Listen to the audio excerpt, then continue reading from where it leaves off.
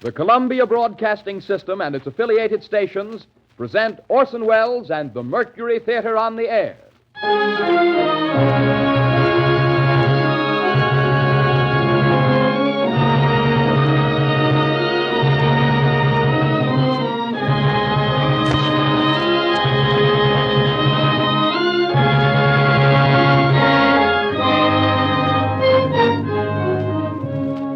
For 17 weeks past, Orson Welles and the Mercury Theater on the Air have brought you Mr. Welles' own dramatizations of literary classics, both of the past and from our own time.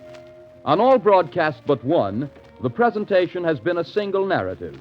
On one occasion, the Mercury players offered in dramatic form 3 of the world's great short stories.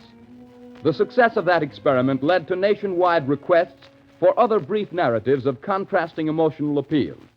And so tonight, in their 18th broadcast, Orson Welles and the Mercury Theater on the Air bring to life 2 famous short stories, each dealing with a different fundamental human emotion. The authors are Joseph Conrad and Clarence Day. Tonight, Mr. Welles will not only appear in several parts, but will also speak for the 2 authors as narrator. And here, ladies and gentlemen, is the star and director of the Mercury Theater to tell you about the first presentation, Mr. Orson Welles. Good evening. There was a man called Kosciuszko, an agitator for Polish freedom in the 50s, who was exiled by the Tsar. On the journey, his child was taken ill, and when he begged an official to let him stop on his way to nurse it, the official said, "Not to bother. What's one baby's life among all these thousands?" said the official. "If it's dying, leave it behind." Luckily, this expedient was found unnecessary. And the happy ending of the story is that little Joseph Conrad Kosciuszko lived to drop his last name and to learn that careful, fortunate English which he practiced to the everlasting glory of our literature. Tonight we present you with a dramatization of one of the best regarded and most typical of the works of Joseph Conrad. The Heart of Darkness could be described as a deliberate masterpiece, or a downright incantation. A fine piece of prose work at the least. Its best aspects are an artful compound of sympathy for humankind and a high tragical disgust. Its successful contrivance of mood hides its craft as an octopus hides in its own ink. And almost we are persuaded that there is something, after all, something essential, waiting for all of us in the dark alleys of the world, aboriginally loathsome, immeasurable, and certainly nameless.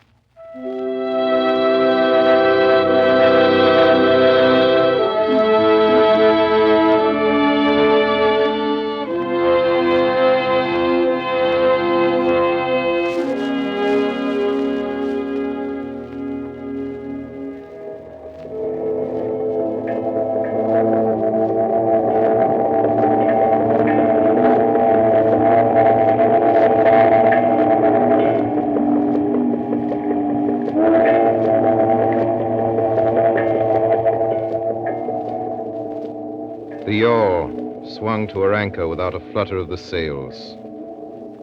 It was at rest. The flood had made the wind was nearly calm, and being bound down the river, the only thing to do was to come and wait for the turn of the tide. The sea reach of the Thames stretched before us like the beginning of an interminable waterway. In the offing sea and sky were welded together without a joint.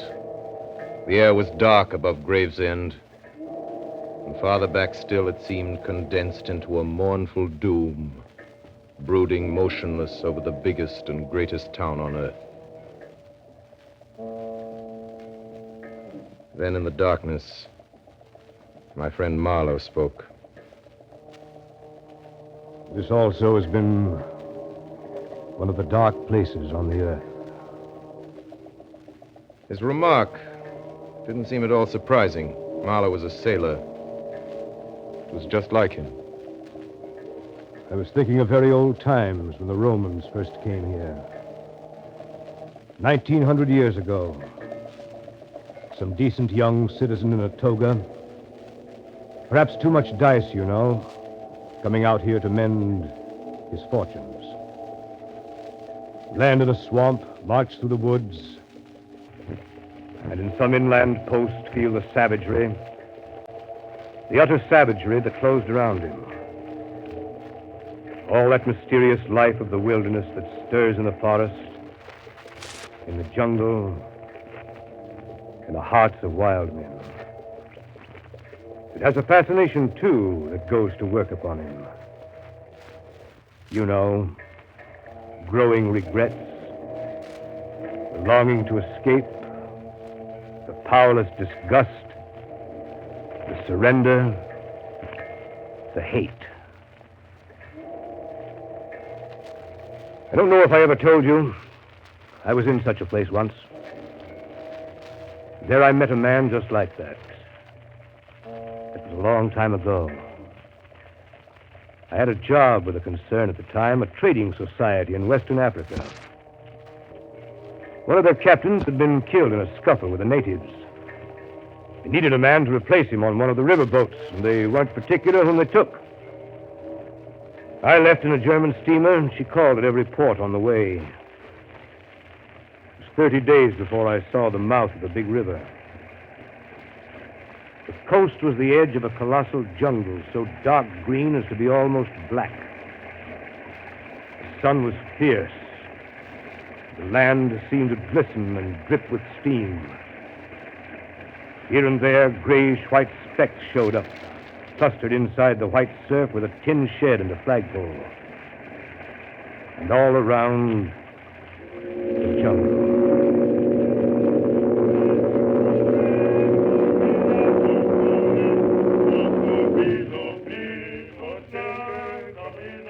You know, it's funny, Mr. Barlow, where some people will live for a few francs a month. Well, looks like a dreary country, Captain. No mistake. I wonder what becomes of those fellows when they go up country. I expect to see that soon. So? Don't be too sure. Last year, I took up a man who hanged himself on the road. He was a Swede. Hanged himself? Why? Who knows? Sun was too much for him, or the country, perhaps. There's your company station. I'll send your things up. $4, you said so. Farewell. Good luck to you. Goodbye, Captain.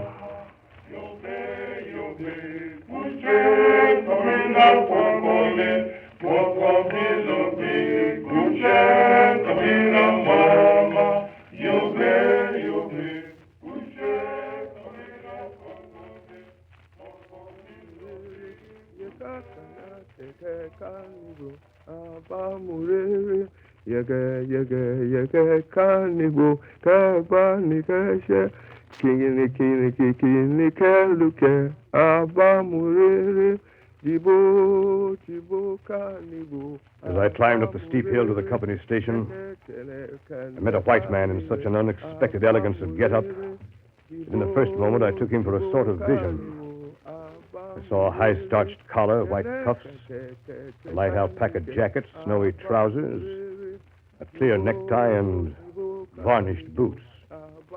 No hat. Hair parted, brushed, and oiled under a green-lined parasol. Here you are, Mr. Marlowe. Yes. I'm the company's accountant. Let us step into my office.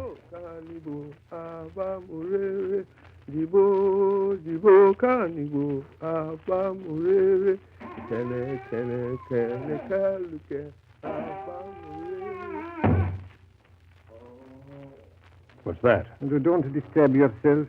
An agent from up country, fever. Will you just leave him there? There is no place else to put him until as long as he's alive. It's a nuisance all around. His groans distract my attention. And it's difficult enough to guard against clerical errors in this country. Yes, I suppose so. So you're going into the ivory country, Mr. Marlowe? Interesting. I've gathered that impression already. For my part, I like books better. Entries and all that. And by the way, you'll meet Mr. Kurtz up there, you know. Who is Mr. Kurtz? Mr. Kurtz is the agent at the farthest station inn. He sends down more ivory than all the others put together. That must make him a valuable man to the company. Indeed, he'll go far, very far, over the heads of many of us that... Well, I won't go into detail. When you see Mr. Colt, please tell him that everything is very satisfactory. I'd write him, but you can't tell who might get hold of a letter at the central station. Oh, I forgot this sick man. I don't know. It's all right. He doesn't hear. Do you mean... Oh, no, not yet. Yes, this Mr. Kurtz is a very remarkable person.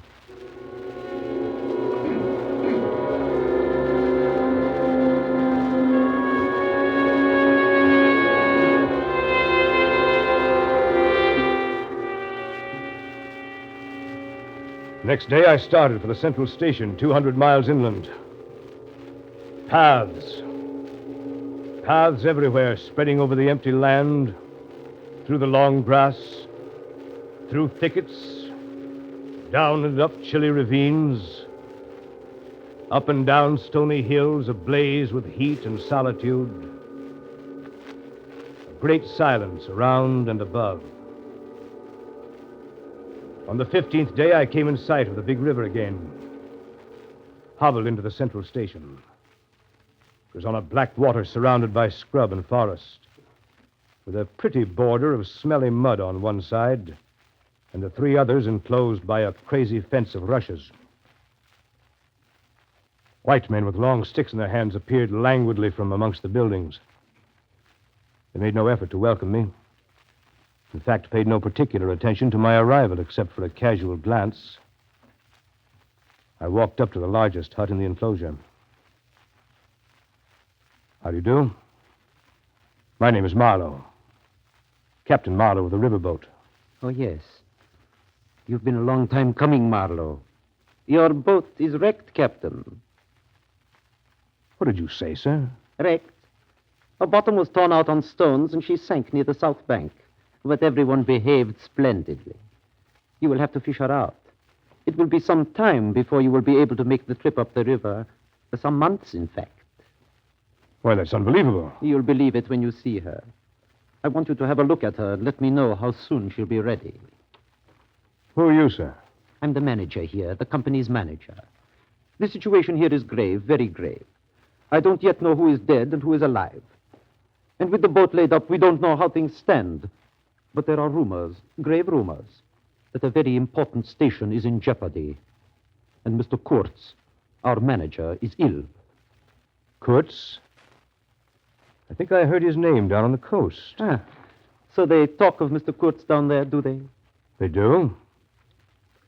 He must be a very unusual man. Quite so. A very unusual man. Very successful, too. You can understand my anxiety. You should be ready to start in 3 months. Yes, 3 months. That ought to do the affair. Went down and looked at my battered, twisted tin pot steamboat. She rang under my feet like an empty biscuit tin kicked along the gutter.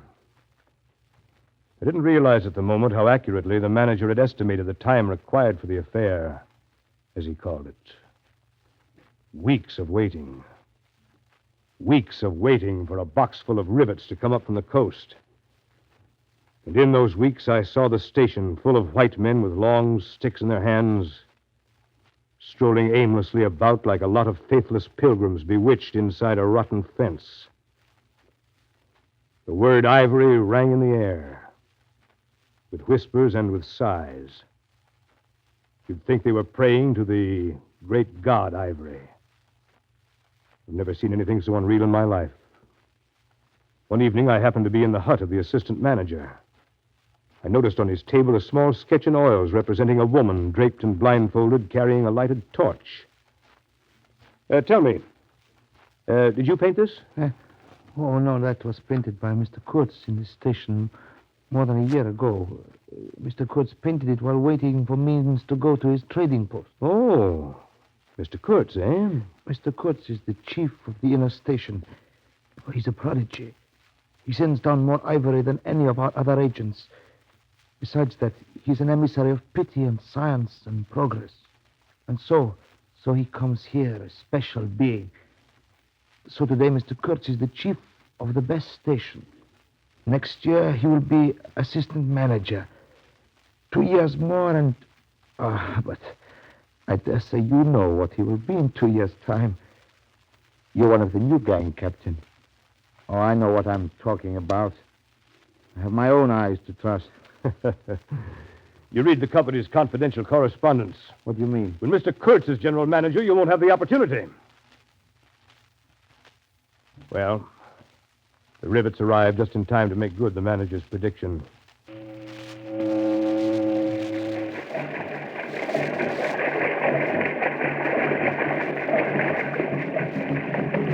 Going up that river was like traveling back to the earliest beginning of the world, when vegetation rioted on the earth and the big trees were kings. An empty stream in an impenetrable forest. The air was warm, thick, heavy, sluggish. There was no joy in the brilliance of the sunshine. As we steamed deeper into the jungle, the roll of drums behind the cordon of trees kept a distant, constant tremor.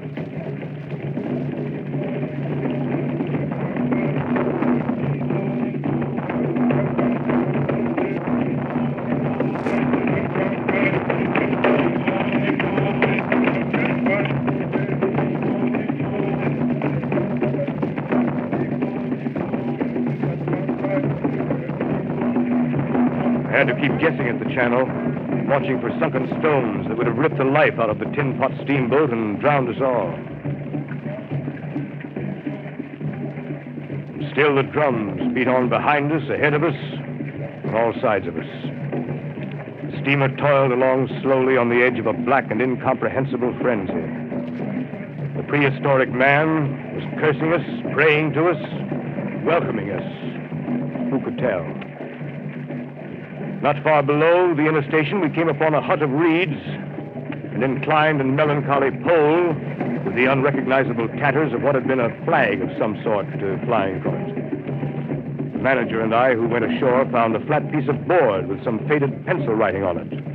It read, "Hurry up to inner station. Approach cautiously." There was a signature, but it was illegible.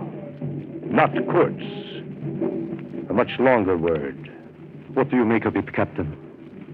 Someone trying to be mysterious. Approach cautiously. Approach what cautiously? Well, maybe we'd better push on tonight and find out.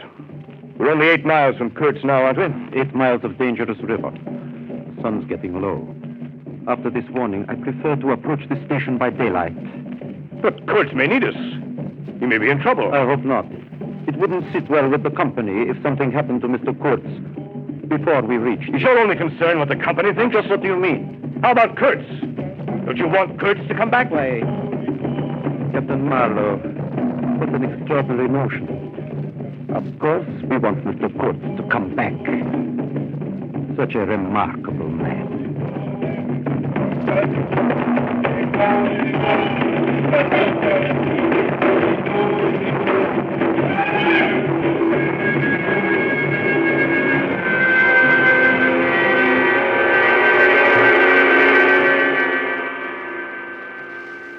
When the sun rose next morning, there was a white fog, very warm and clammy and more blinding than the night.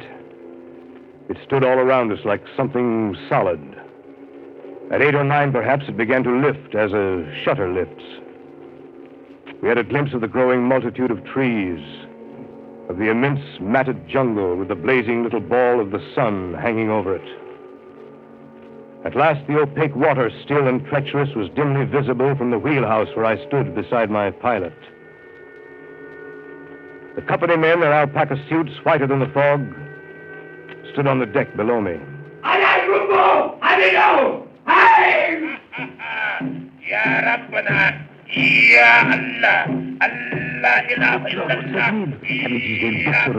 Undercover, everybody!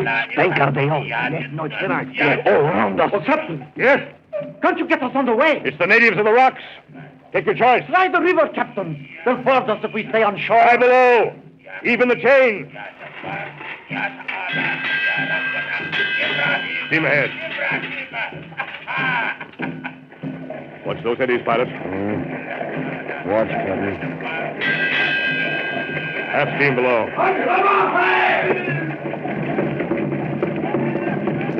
Look out there! Arrows! Arrows! Close the shutters on your side, pilot. Smoke.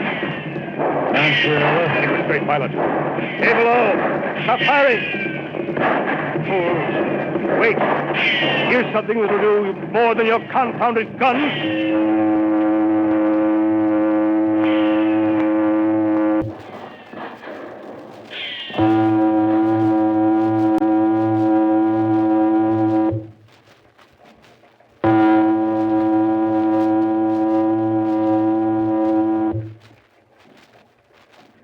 So are you up there, Captain?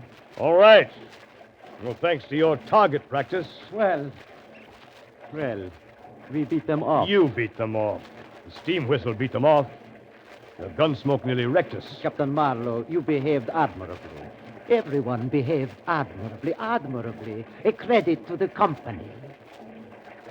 Well, I'm afraid they got one of the crew. Yes, here he is on the deck. Poor devil.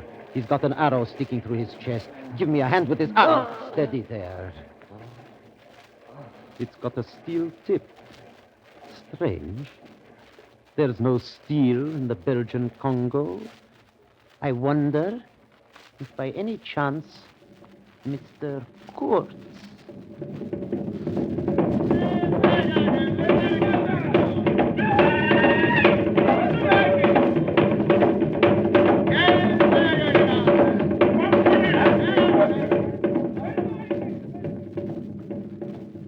To reach Kurtz was becoming an obsession with me. The current was more rapid now. The steamer seemed at her last gasp. The stern wheel flopped languidly, and I caught myself listening always for the next beat of the engine. I expected the wretched thing to give up every moment. It was like watching the last flickers of a life. At last we drew into sight of a dreary shore where there was a clearing that rose to a slight knoll overlooking the river. The inner station was a long, tumble-down building perched on a hill, half buried in the high grass, with the thick, meshed jungle hanging over its rotted roof. I stopped the engines. The boat drifted slowly to the slimy bank. We let out the anchor chain to the stump of a tree. As soon as the gangplank was lowered, the company's manager and his 3 satellites set out with their brisk efficiency toward the silent house of Kurtz. After a moment, I became aware of a strange, ragged figure on the wharf. Hello down there. Captain? Come up here to the pilot house. Captain, I'm glad you've come. Did we come in time? How is Mr. Kurtz? Mr. Kurtz, sir. Still Mr. Kurtz. We were just attacked by natives on the river. Oh, yes. They are simple people. They meant no harm. It was one of Mr. Kurtz's little jokes. Now, allow me to introduce myself. Chekasov, Russian. Son of an archpriest, government of Tambov. It's a great pleasure to talk with a white man, Captain. Don't you talk with Mr. Kurtz? Oh, you don't talk with that man. You listen to him. Mr. Kurtz, Captain, has enlarged my mind. We've talked of everything. Everything. He made me see things. And ever since, you've been with him, of course. Oh, on the contrary. Very often I had to wait for days before he would turn up. It was worth waiting for, though. Sometimes. What was he doing? Exploring or what? Oh, yes, of course. He's discovered many villages, a lake, too. I don't know exactly in what direction. Dangerous to inquire too much. Most of these expeditions were for ivory. He had no goods to trade with by that time, did he? There's a lot of good cartridges left, even yet. You mean he raided the country? Not alone. Kurtz got the tribes to follow him, did he? Oh, they adore him. They think him a god. They worship him with ivory. What can you expect? He came to them with thunder and lightning, you know. They'd never seen guns before. He could be very terrible. You can't judge Mr. Kurtz as you would ordinary man. Now, just to give you an idea, I don't mind telling you, he wanted to shoot me, too, one day. But I don't judge him. Shoot you? What for? Well, I had a small lot of ivory, and he wanted it, and wouldn't hear reason. He said he'd shoot me unless I gave him the ivory and cleared out. I gave him the ivory. What did I care? But I didn't clear out. I couldn't leave him. I offered to go back with him, and he would say yes, and then he would disappear on another ivory hunt. Forget himself among these people. Forget himself. You know. Why? The man's mad. We don't say such things here. I followed the frightened glance of the Russian to the house above the shore. I saw that the round knobs that stood on stakes by Kurtz's door were not ornamental, but were symbolic. Food for thought, and also for vultures. They would have been even more impressive, those heads on the stakes, if their faces had not been turned to the house.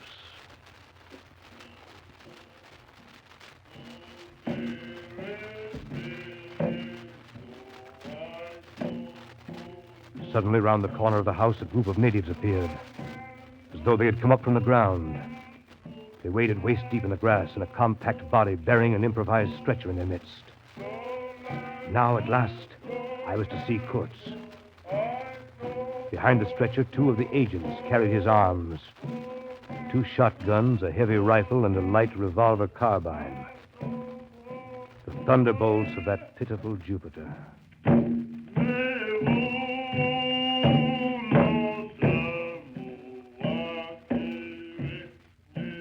By now I knew what I watched was not merely the departure of Mr. Kurtz from the inner station, but the last jungle rites of one who had become its supreme being. The dark warmth of the wilderness breathed out an immense horde of naked men. A black circle that writhed and stamped around the small white center of frightened Europeans. In the rear of this strange procession came a moving chain of black bodies, carrying on their shoulders the gleaming white ivory. The stretcher was carried up the gangplank. From the pilot's deck, I looked down on the long, gaunt figure of Kurtz, the hollow cage of his ribs, the bald skeleton head like an ivory ball. Put him down there. Get the cabin ready. Yes, open the door. Careful with him, careful. A moment later, the manager came up to the pilot's bridge. Oh, Captain Marlowe. Yes? I think we should steam up as soon as the ivory's loaded. No telling about these natives. But Mr. Kurtz. Mr. Kurtz is a very sick man. We've done all we could for him, though, haven't we? But there's no disguising the fact that Mr. Kurtz has been more harm than good to the company. There's a remarkable quantity of ivory, but his methods have been unsound. You call it unsound methods? Without doubt, don't you? No methods at all. But he got the ivory. I consider Mr. Kurtz a remarkable man. He was. A most remarkable man.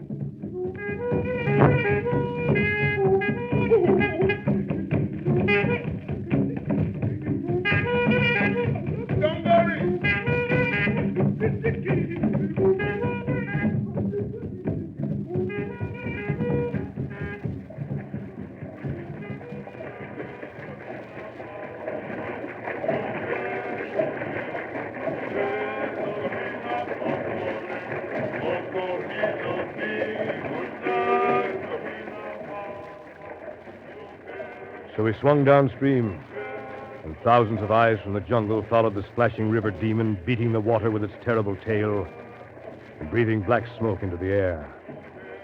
Through the dense forest, the brown current ran swiftly out of the heart of darkness, bearing us down towards the sea with twice the speed of our progress upstream. And Kurtz's life was running swiftly, too, ebbing out of his heart into the sea of inexorable time.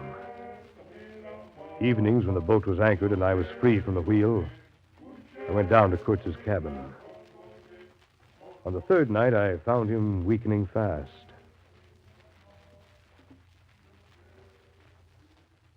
Yes. How are you tonight, Mr. Kurtz? Well enough to be back at my station. That place is mine. They've no right to take me away. It's that manager, that stupid scoundrel. He wants my ivory. He's blocked me at every turn. Don't excite yourself, Mr. Kurtz. You're sick, you know. Sick. Sick.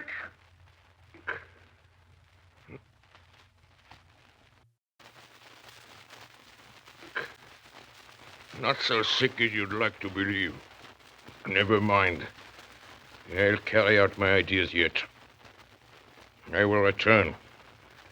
I'll show you what can be done here. You with your little peddling notions. You're interfering with me. I will return. I have more to do than die here in this stinking jungle. You're not going to die, Mr. Kurtz. Of course I'm not going to die. I have too much to accomplish. Close the shutter, will you? Shut out that light. I'm not ready to die. I have my career, my ivory, my intended.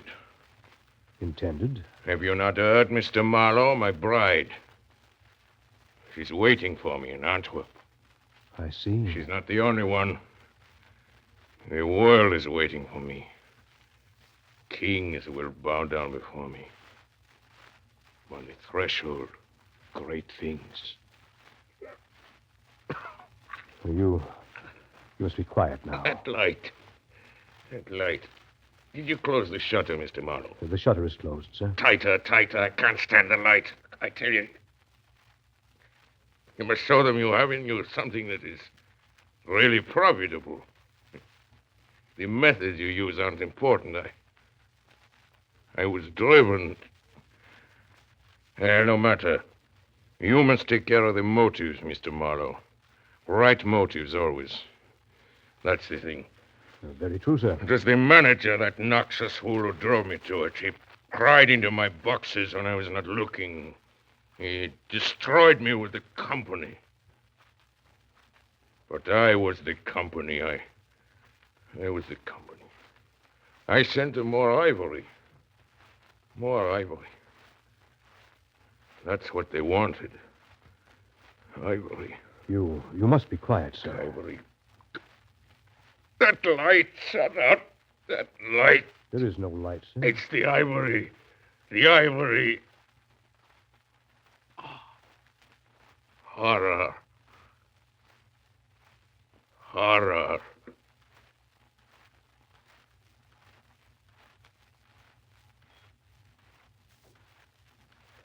The next day, soon after dawn, they lowered his body into a muddy hole in the bank of the Mercury River. We started downstream again.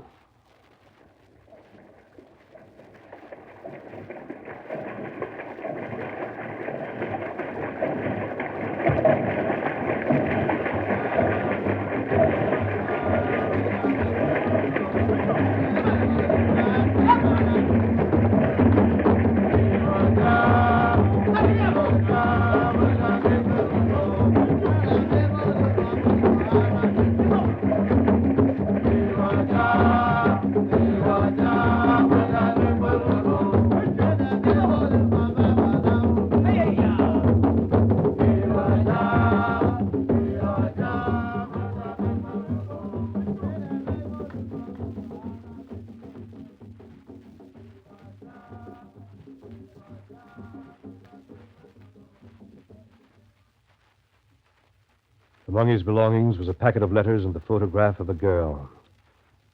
6 months later, those letters and the picture took me to a house in Antwerp. I stood before the mahogany door on the first floor. You're Mr. Marlowe. Please come in. I have certain letters for you. Yes. You were his friend. You must have been if he gave you these and sent you to me. Yes, I was his friend. Who was not his friend who had heard him speak once? He drew men towards him by what was best in them. It is the gift of the great. But you have heard him. You know. Yes, I know. And all of this, all of his promise, and of all his greatness, of his generous mind, of his noble heart, nothing remains. Nothing but a memory. You and I. We shall always remember him. And his example. Men looked up to him. His goodness shone in every act. I believe in him more than anything on earth. Forgive me. I've mourned so long in silence. In silence. In silence. You were with him to the last. To the very end. I heard his very last words. Repeat them. I want something to live with. His last word to live with. Don't you understand? I loved him. I loved him. I loved him. The last word he pronounced was your name.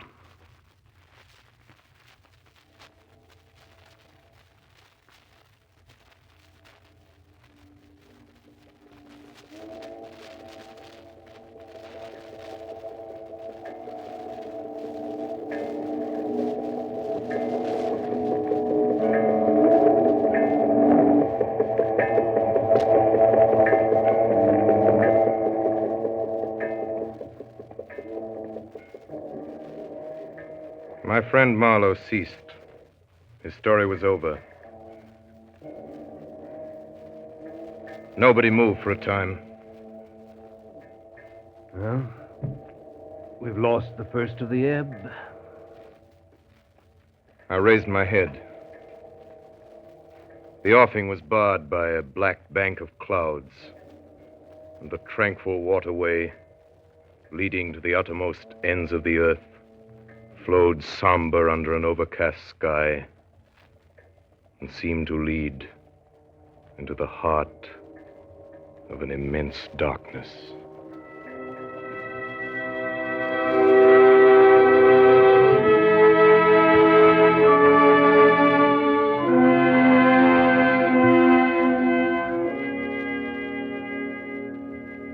Orson Welles and the Mercury Theater on the Air have just brought you an original dramatization of The Heart of Darkness by Joseph Conrad, with Orson Welles as the author and as Kurtz.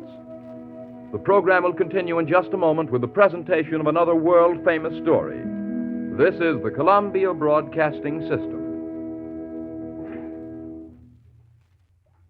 The Columbia Broadcasting System and its affiliated stations are presenting Orson Welles and the Mercury Theater on the Air in two famous stories dramatized for radio. And here again is Orson Welles. Our radio adaptation of Life with Father is nothing more than a selection of our favorites from among those tales that Clarence Day swore were true about Clarence Day Sr. Life with Father is, of course, too good for us and too good to resist. As radio writers, we promise not to touch, but do just let us read it to you aloud. And finally, may I say that any similarity in the following broadcast to persons in real life is just as it should be.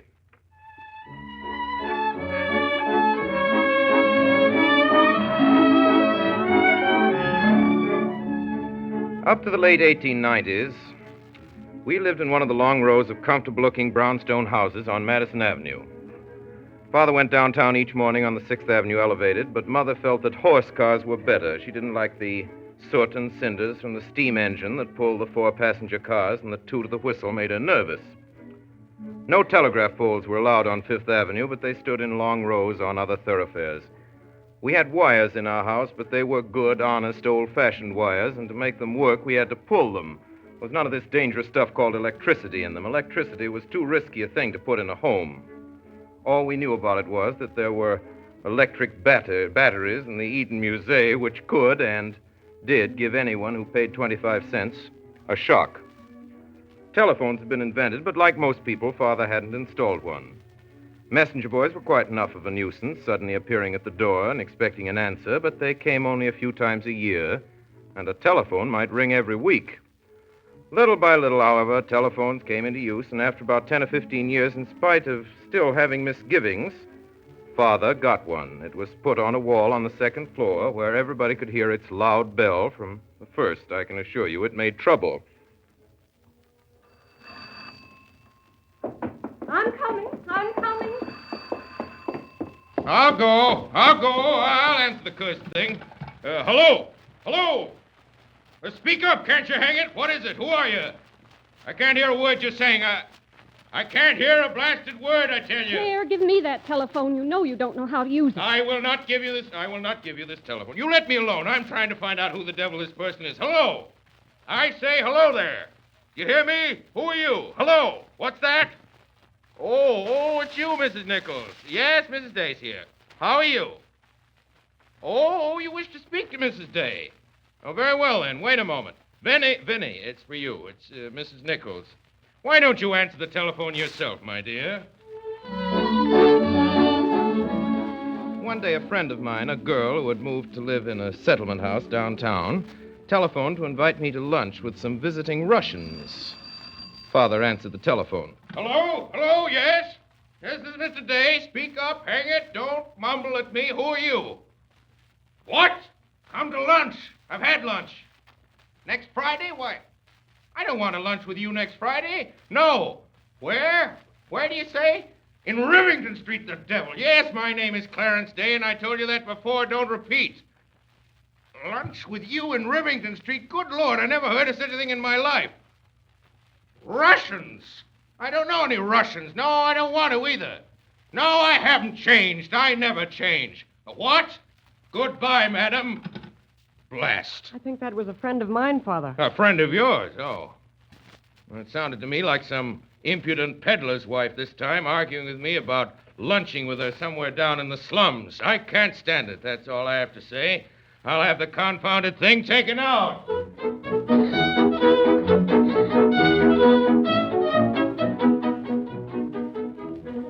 One day, when I was about 10 years old, and my brother George 8, Father suddenly remembered an intention of his to have us taught music. Now, there were numerous things he felt every boy ought to learn, such as swimming, blacking his own shoes, and bookkeeping. He now recalled that music, too, should be included in our education. He held that all children should be taught to play on something and sing. Do, re, mi, fa, sol, la, si, do. But, Father, I can't sing. It's very simple, Clarence. Of course you can sing. It's the natural expression for a child. But, Father, I have no ear. You know when I tried to learn the piano... Nonsense.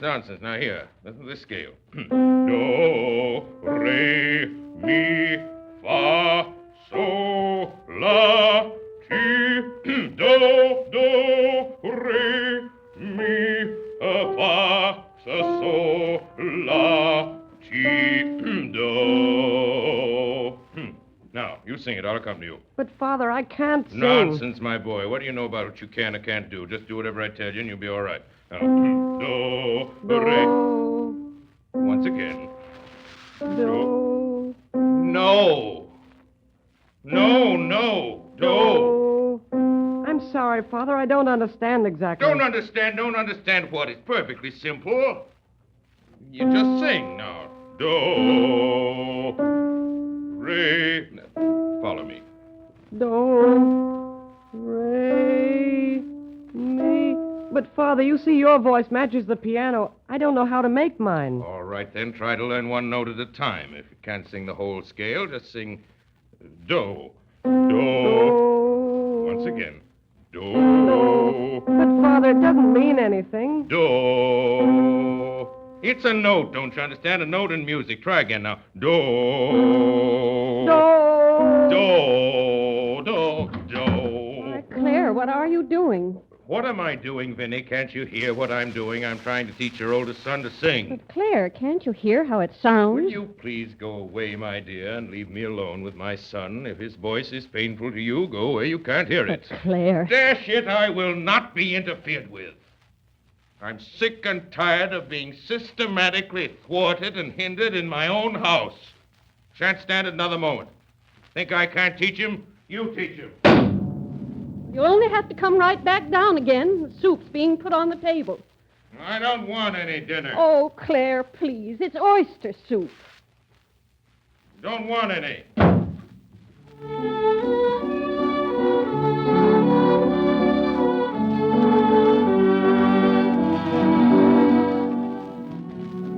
So we sat down, frightened at table. Mother, my brother George, and I. The soup was a lifesaver. It was more like a stew, really. Milk and oyster juice and big oysters. I put lots of small, hard crackers into mine and a slice of French toast. The hot toast soaked in soup was delicious, only there wasn't much of it. And as Father particularly liked it, we had to leave it for him. Father came down in the middle of it, still offended, but he ate his full share. Father was often offended when he tried to teach us boys things, but not as badly as when he tried to teach Mother. Father was always trying to teach Mother to keep track of the household expenses. But, Claire, I do try. Upon my soul, I almost believe you don't know what system is. You don't want to know either. Now, here, for instance. Here in my notebook, I see that I gave you $6 in cash on the 25th of last month to buy a new coffee pot. Yes, but you broke the old one. You threw it right on the floor. I'm not talking about that, Vinny. I'm simply endeavoring to find out from you if I can. But it's so silly to break a nice coffee pot, Claire, and that was the last of those French ones. There was nothing the matter with the coffee that morning either. It was made the same as it always is. It was not. It was made in a heathenish, barbaric manner. Besides, I gave you $6 to buy a new pot, and I now find that you charged it. Here's the bill. One brown earthenware drip coffee pot, $5. So I saved you $1. You can hand it right over to me. What'd you do with the $6? Why, Claire, I can't tell you now. Why didn't you ask me at the time? Good Lord. Now, wait a moment, dear. I spent $4.50 for that new umbrella. I told you I wanted, and you said I didn't need a new one, but I did very much. And that must have been the week I paid Mrs. Tobin for an extra 2 days washing, so that makes $6.50. And that's another 50 cents you owe me. I don't owe you anything, Vinny. You have managed to turn a coffee pot for me into an umbrella for you. If this sort of thing keeps on, I might just as well not keep account books at all. Oh, Claire. Father sighed and got out his pencil and wrote new umbrella for V in his notebook. Sort of thing left him very discouraged.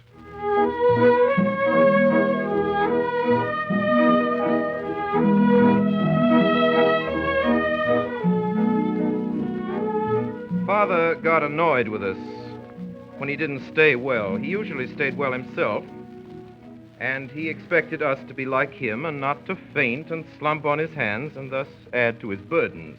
All this talk about germs, a lot of newfangled nonsense. When I was a boy, there were no germs that I knew of, and if they do exist, what of it?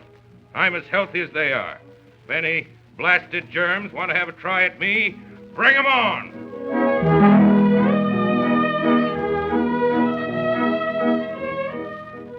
Aside from colds, which he had very seldom, his only foes were sick headaches. When one of these headaches started, Father lay down and shut his eyes tight and yelled. The severity of a headache could be judged by the volume of sound he put forth. His idea seemed to be to show the headache he was just as strong as it was and stronger. When he and a headache went to bed together, they were a noisy pair. From Father's point of view, Mother didn't know how to handle an ailment. Even when she had a cold, he became fretful. He pished and pooed to himself and muttered that it was silly. He usually came up from office about 5 or 6, and then he'd look around the house to find Mother. Made his home feel queer and empty to him when she wasn't there. Go up to her room. The smell of witch hazel was in the air, mixed with spirits of camphor.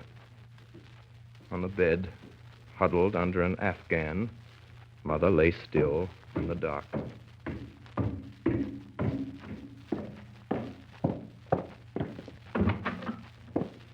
Vinny? Are you there, Vinny? Go away. A what? Go away. Oh, go away. Good Lord. Claire, What is it? won't you please shut my door again? After supper, he didn't seem to know what to do with himself, so he'd go up and stand at the foot of Mother's bed, look gloomy. What is it, Claire? Nothing. Well, for mercy's sakes, don't stand there looking like that, Claire. What do you mean, looking like that? Oh, go away. When people are sick, they like to see a smile or something. I never will get well if you stand there and stare at me that way. Please shut my door quietly this time and leave me alone.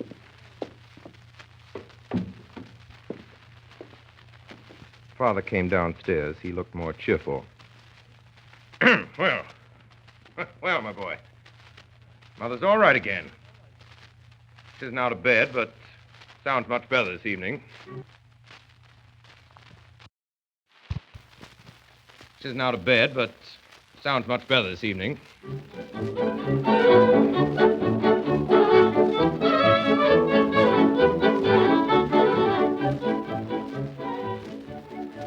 One evening, Father found Mother worrying because Aunt Emma was sick with influenza.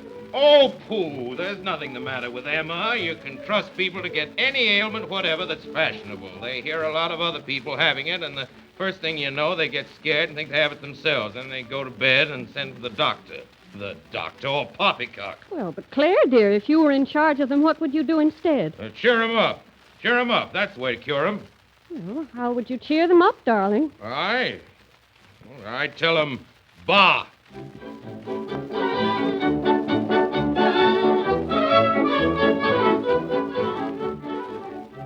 One late afternoon, when Father came home from downtown, he found his home very much upset. Our cook had walked out and left us. I was a child of 4, my brother George 2, and there was a new baby besides. Mother was ill. She hadn't been able to leave us to go to an agency, and she was no hand at cooking herself. The outlook for dinner was poor. What do you intend doing, Vinny? What's to become of us? Claire, why don't you go dine at your club for once? Oh, ridiculous. I never dine at the club. I won't do it. Any time I can't have my dinner in my own home, this house is for sale. I'm ready to sell the place this very minute if I can't live here in comfort, and we can all go and sit under a palm tree and live on breadfruit and pickles. I'll try to get to an agency in the morning, Claire. See what I can do. In the morning? Good heavens. Where is this place? I'm going there right now. So Father put on his hat and gloves and started out for the agency. There was nobody in the place except a woman sitting at a desk. Good day. Where are they? I beg your pardon, sir. What did you... Where do you keep them? I'm asking, where do you keep them? Why, the girls are in there, but the clients are not allowed in that room. If you will tell me the kind of position you wish me to fill for you, I'll have one of them come out. We don't allow that. Nonsense. But, sir, you simply mustn't go... Father had thrown open the door and gone in. There sat a crowd of girls, young and old, sickly and brawny, of all shapes and sizes. Father pointed his cane at a little woman in the corner who sat there with honest gray eyes, shrewd-looking and quiet. I'll take that one. But, sir, I don't even know what position you... Cook.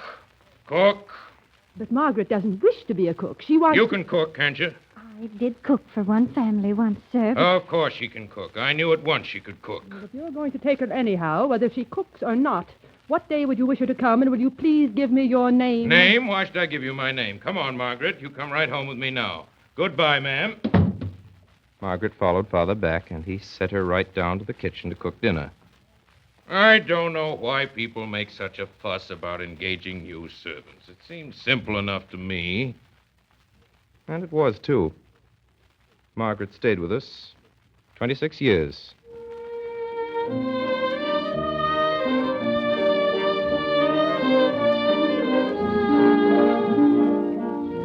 And Margaret was just the kind of cook Father wanted.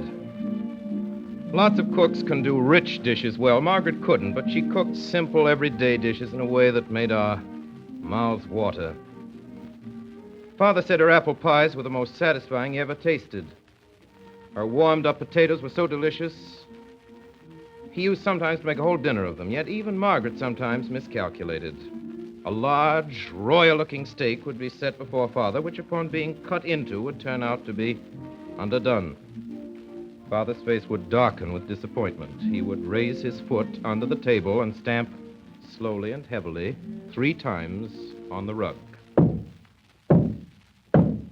At this solemn signal, we could hear Margaret leaving the kitchen far below.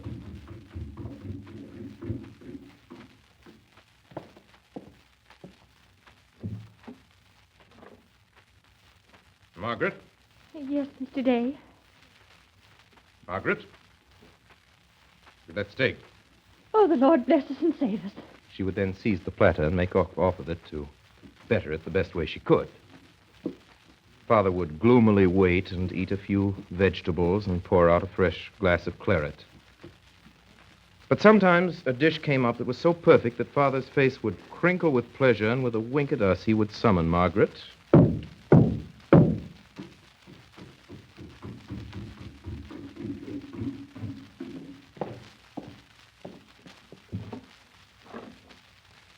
Margaret? Yes, Mr. Day. Margaret? That fricassee chicken is good. Margaret would turn her wrinkled face aside and look down and push the flat of her hand out towards Father. Down and push the flat of her hand out towards Father. It was the same gesture she used when she said, "Get along with you," to flatterers.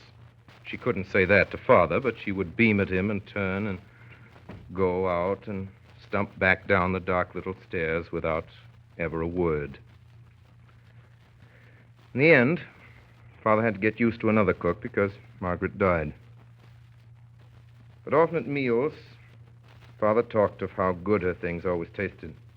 Well, this pie's good, Vinny. Nobody could say it compared with Margaret's. I wish she could hear you. If anybody was ever sure of going to heaven, I know it was Margaret. Yeah, I'll look her up when I get there. Have her take care of me. But Claire... Well, what's the matter? Well, Claire, dear, Margaret must be in some special sort of heaven. She was so good. You'd be very fortunate, Claire, to get to the same part as Margaret. Huh. I'll make a devil of a row if I don't.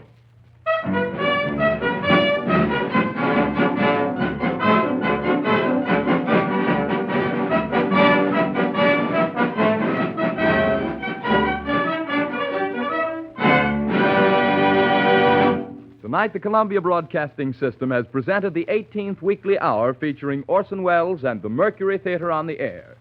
In just a moment, Orson Welles will return to the microphone with an announcement regarding his future plans. Meanwhile, a word about tonight's production of 2 famous stories. Mr. Welles spoke for each of the authors as narrator. In The Heart of Darkness by Joseph Conrad, Ray Collins was featured as the narrator Captain Marlowe. The accountant was played by Alfred Shirley, the assistant manager George Coulouris, the second manager Edgar Barrier, the agent William Alland, Kurtz's intended bride Anna Stafford, Cherkosov, Frank Rettig, Kurtz by Orson Welles. And the African music was directed by Asadata Dafora Horton, whose drummers have been heard in the African dance drama Kai Kunkor and in Mr. Welles's production of Macbeth. The excerpts from Life with Father by Clarence Day, which concluded the program, featured the mother, Mildred Natwick, the employment office manager Mary Wicks, Margaret Alice Frost, the boy Clarence Arthur Anderson, father Orson Welles. The orchestra was conducted by Bernard Herrmann, and Davidson Taylor supervised the production for CBS. This is Dan Seymour speaking. Next Sunday night at 8 o'clock Eastern Standard Time, Orson Welles and the Mercury Theater on the air will bring to life a modern story of romance and adventure. The story of a man who lost a great love and who could have no quiet and no sleep until he found that love again. The famous novel, One Light Burning by R.C. Hutchinson. And now again, the star and director of the Mercury Theater, Orson Welles. Ladies and gentlemen, I'm happy at this time to announce that starting Friday, December 9th, from 9 to 10 p.m., And each Friday thereafter, we of the Mercury Theater will be sponsored over most of these stations by the makers of Campbell's Soups. Good night.